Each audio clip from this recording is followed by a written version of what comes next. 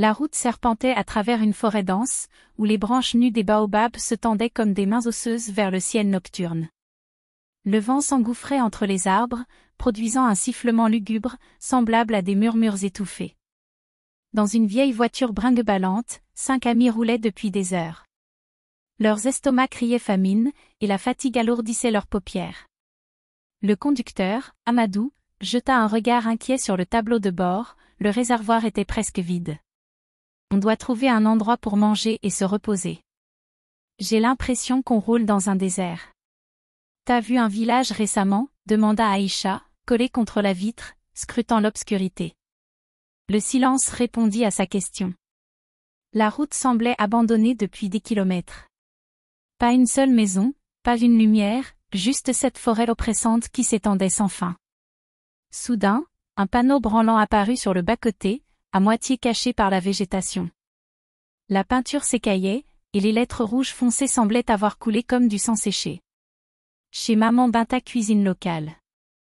500 mètres. Ça tombe bien, s'exclama Modibo, soulagé. C'est bizarre, murmura Saliou. Regardez autour de vous. Il n'y a rien. Pourquoi un restaurant serait-il ici, en pleine forêt? Personne ne répondit. Leur faim parlait plus fort que leur prudence. Une arrivée étrange. Après quelques minutes, ils aperçurent enfin une lueur orangée perçant l'obscurité. Le restaurant était là, isolé, posé comme un mirage au milieu de nulle part. Une grande bâtisse en bois sombre, avec une large terrasse, décorée de lampions vacillants. Mais quelque chose clochait. Il n'y avait aucune autre voiture garée devant. Pas de clients visibles à travers les fenêtres. Juste cette étrange sensation d'être attendu. Aïcha frissonna. On est sûr que c'est une bonne idée? On entre, on mange vite, et on repart. Trancha Amadou. Ils descendirent de la voiture et s'avancèrent vers la porte en bois massif. Dès qu'Amadou posa la main sur la poignée, celle-ci s'ouvrit avant même qu'il ne pousse. Une femme se tenait là, grande et imposante. Son visage ridé était illuminé d'un sourire figé, trop large pour être naturel. Ses yeux sombres semblaient sonder leurs âmes. Bienvenue, mes enfants. Vous devez avoir faim. Son ton était doux, chaleureux, et pourtant, il y avait quelque chose de dérangeant dans sa voix, une sorte de frémissement sous les mots, comme un écho lointain. Elle se poussa lentement pour les laisser entrer, et la porte se referma derrière eux dans un bruit sourd, comme si elle venait de les emprisonner. Un décor trop parfait. L'intérieur du restaurant était étonnamment chaleureux. Des rideaux en velours rouge couvraient les fenêtres, empêchant de voir dehors. De grandes bougies placées un peu partout diffusaient une lumière tamisée, presque hypnotisante. L'air était épais, chargé d'un mélange d'épices envoûtantes, mais aussi d'une autre odeur, plus subtile, plus inquiétante, que personne ne parvenait à identifier. Installez-vous, mes enfants. Ce soir, nous avons préparé un repas spécial, rien que pour vous. Maman Binta leur désigna une table au centre de la pièce, recouverte d'une nappe d'un blanc éclatant. Trop éclatant. Aucune tache, aucun pli, comme si elle venait juste d'être installée, ou remplacée. Ils prirent place, leurs estomacs grognant d'impatience. Mais une question brûlait les lèvres d'Aïcha. Pourquoi n'y a-t-il personne d'autre? Maman Binta s'arrêta un instant, son sourire s'élargissant encore, si c'était possible. Oh, ne vous inquiétez pas. Elle posa une main froide sur l'épaule d'Aïcha et ajouta, en un murmure presque imperceptible. Ce soir, c'est un service, très particulier. À cet instant précis, une ombre glissa silencieusement derrière eux. Le silence pesait sur la pièce, seulement troublé par le crépitement des bougies. L'air était saturé d'un mélange d'épices envoûtantes, une odeur si enivrante qu'elle éveillait une faim insatiable chez les voyageurs. Pourtant, sous cette symphonie olfactive, une note plus lourde flottait, une odeur métallique, douce, presque imperceptible. Maman Binta revint avec une démarche lente et mesurée, portant un grand plateau d'argent recouvert d'un couvercle scintillant. Elle le déposa au centre de la table avec une délicatesse étrange. Ce soir, mes enfants, vous allez goûter à quelque chose d'exceptionnel. Elle souleva lentement le couvercle, laissant s'échapper un nuage de vapeur parfumée. Sous leurs yeux apparut une viande tendre et juteuse, baignant dans une sauce sombre au reflet carmin.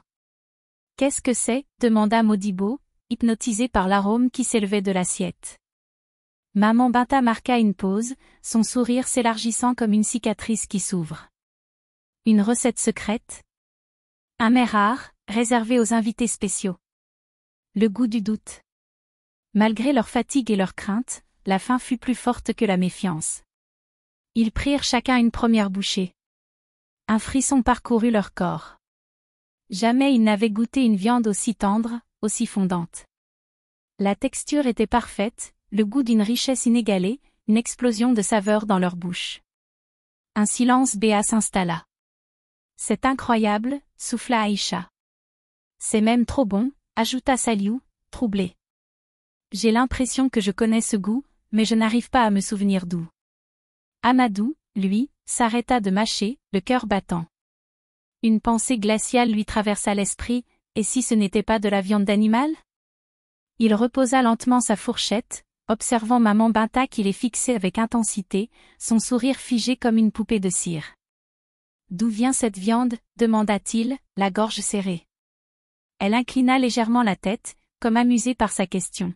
« Voyons, mon garçon. Quand on savoure un bon plat, on ne questionne pas le cuisinier, on le remercie. » Les autres rirent nerveusement, tentant de chasser le malaise grandissant.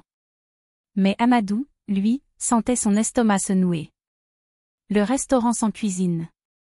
Il jeta un coup d'œil autour de lui. Un détail le frappa, malgré l'odeur envoûtante des plats, aucune fumée ne sortait de la cuisine. Pas un bruit de poêle, pas de crépitement d'huile, pas même le son d'un couteau hachant des légumes. C'était impossible. Il échangea un regard inquiet avec Saliou. Ce dernier semblait soudainement mal à l'aise, comme si son corps refusait la nourriture qu'il venait d'avaler. « Excusez-moi, madame, mais je peux voir la cuisine » demanda-t-il, tentant de garder un ton détendu. Maman Binta cligna des yeux, son sourire s'effaçant légèrement.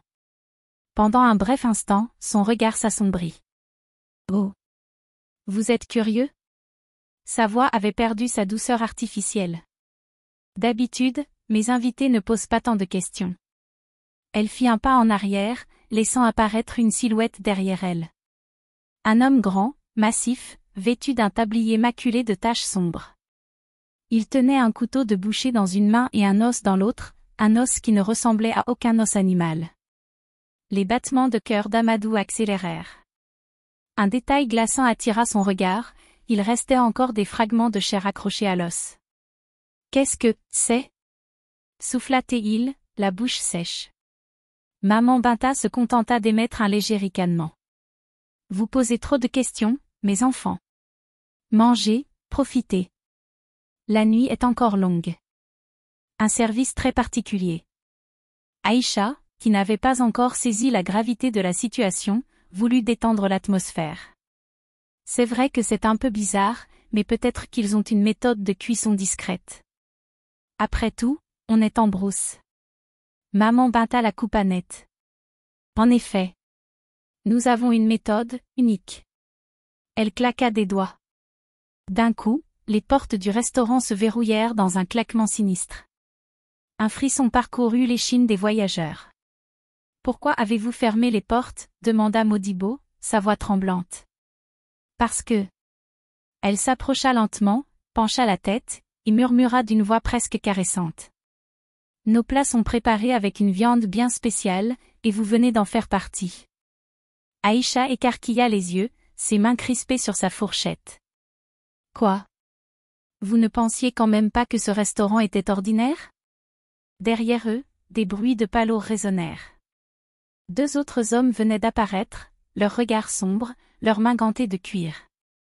L'un d'eux tenait un grand sac, qui semblait encore bouger.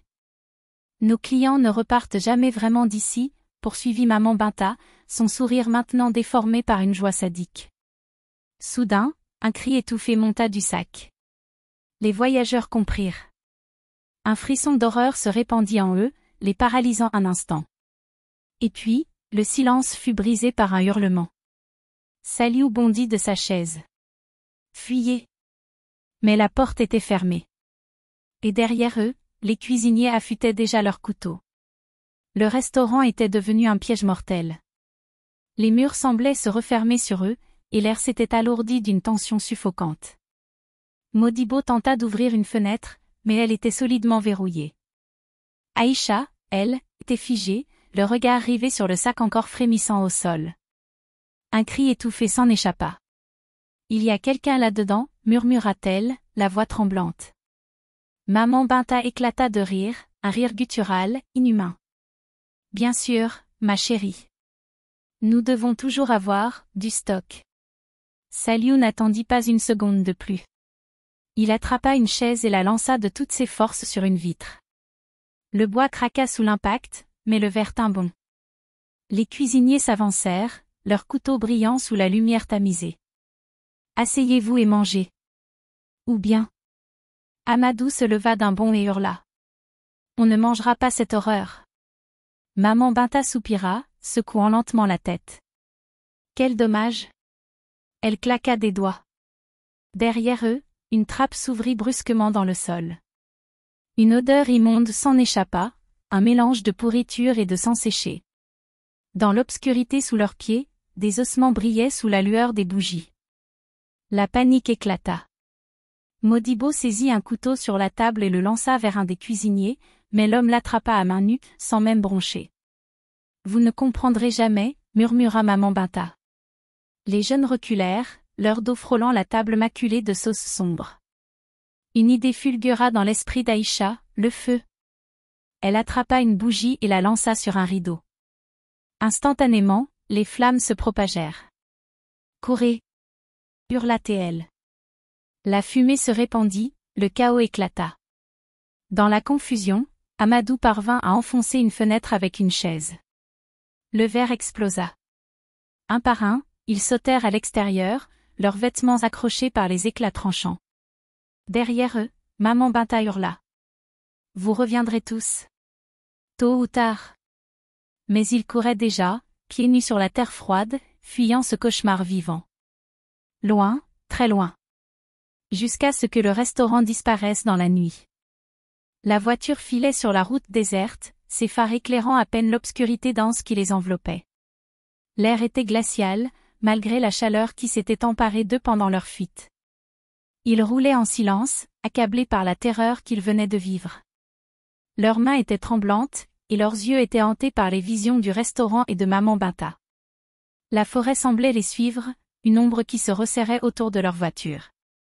Soudain, Amadou, au volant, serra les dents. « Il y a quelque chose qui cloche, » murmura-t-il. « Quoi ?» répondit Aïcha, tendue. « C'est comme si la route n'en finissait jamais. » Saliou regarda l'horizon, pâle comme un spectre. « On tourne en rond. Regardez les panneaux. » Effectivement, les panneaux de direction qu'ils passaient indiquaient toujours le même endroit, le même village, celui où se trouvait le restaurant. Un frisson glacé parcourut leur échine. « On est piégés !» cria Modibo, la panique montant en lui. La voiture s'arrêta brusquement. Les phares s'éteignirent d'eux-mêmes.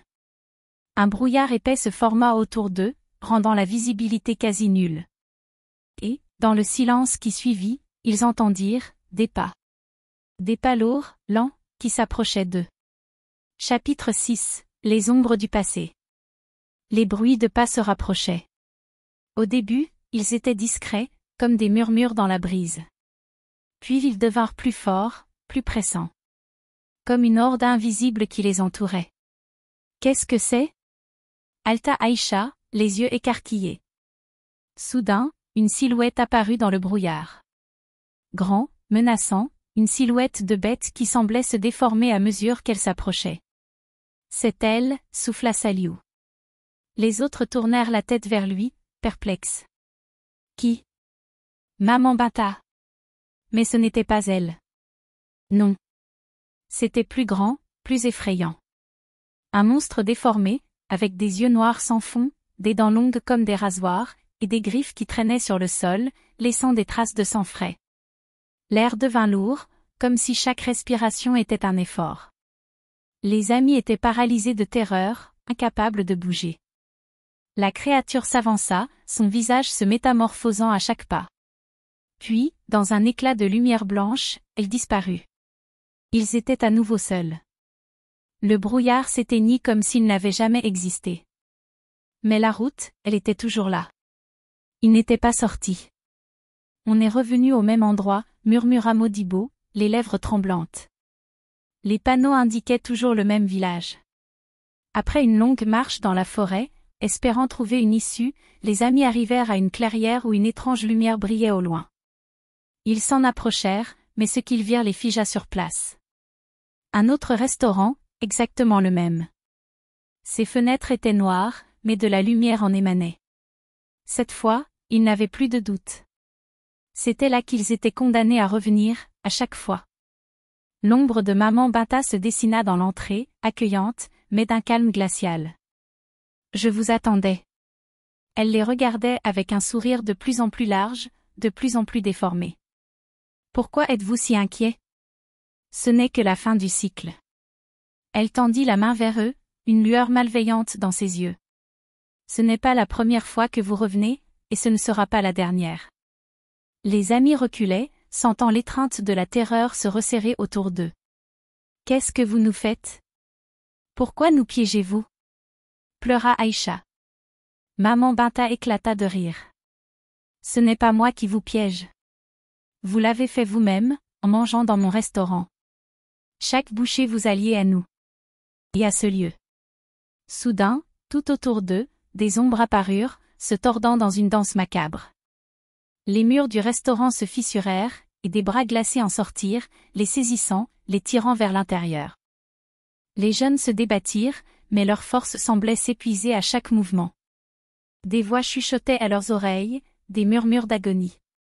Ils étaient piégés dans cette dimension parallèle, un monde figé entre l'ombre et la lumière, où le temps n'existait plus. Vous êtes là pour l'éternité. Maman Binta, désormais accompagnée de plusieurs autres créatures semblables, les regardait avec une lueur de satisfaction maléfique. Votre âme appartient à ce restaurant, à ce banquet, et à ce cycle. Un par un, des plats étaient servis. Des plats humains, des morceaux de leurs amis, des morceaux d'eux-mêmes. Leur corps était inexorablement attiré par la faim qu'ils ressentaient, une faim qui n'était pas humaine, mais qui appartenait aux démons qui habitaient cet endroit. Le dernier cri, avant la complète dévoration, résonna dans l'obscurité.